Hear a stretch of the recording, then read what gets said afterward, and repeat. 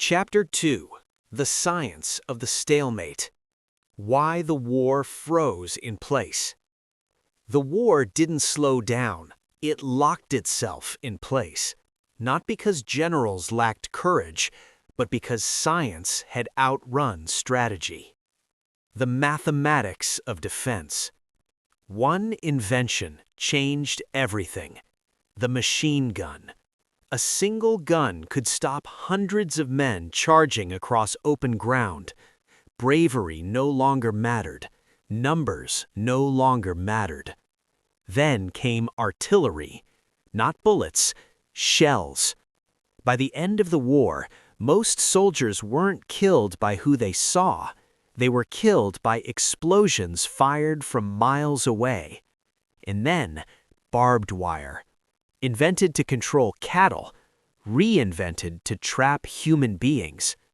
Men ran forward, got tangled, and were cut down before they could escape. By late 1914, something terrifying had formed.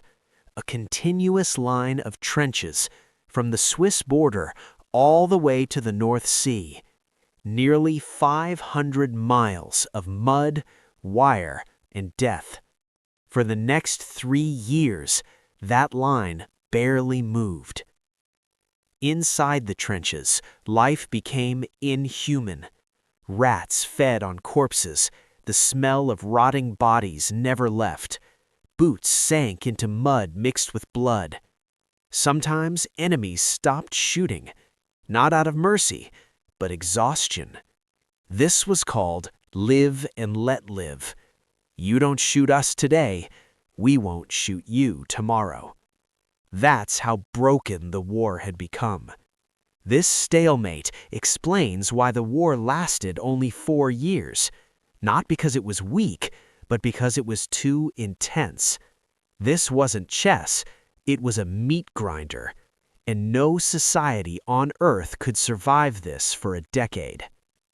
Chapter 3: Economic Suicide. The war away from the front. History books focus on the trenches, but the war was also fought somewhere else. In kitchens, in factories, at dinner tables.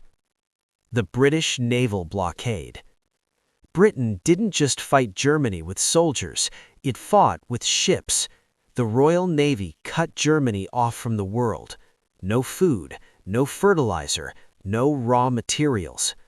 By 1916, German civilians were eating ersatz food, fake bread, fake coffee, fake meat. Bread mixed with sawdust, coffee made from roasted tree bark. This wasn't hardship, it was starvation. Then disaster struck. The potato harvest failed. Germany turned to turnips, food meant for animals.